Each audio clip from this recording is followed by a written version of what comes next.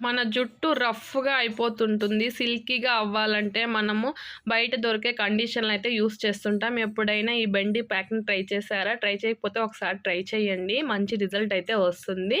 ముందుగా నా ఛానల్ కొత్తగా చూసే వాళ్ళైతే సబ్స్క్రైబ్ చేసుకోండి. లైక్ చేయండి, షేర్ చేయండి. ఫస్ట్ అయితే నేను మిక్సీ జార్‌లోకి బెండకాయలనైతే తీసేసుకుంటున్నానండి.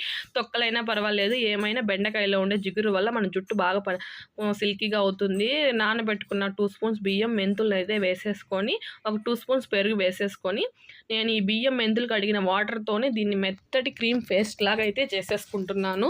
ఇది డాండ్రఫ్కి బాగా యూస్ అవుతుందండి. ఈ ప్యాక్ అయితే 1 అవర్ తలస్నానం చేసే ముందు అయితే అప్లై చేసేసి తలస్నానం చేసేయండి. కెమికల్ తక్కువ ఉన్నదాన్ని షాంపుతో యూస్ మీకైతే మంచి రిజల్ట్ వస్తుందండి.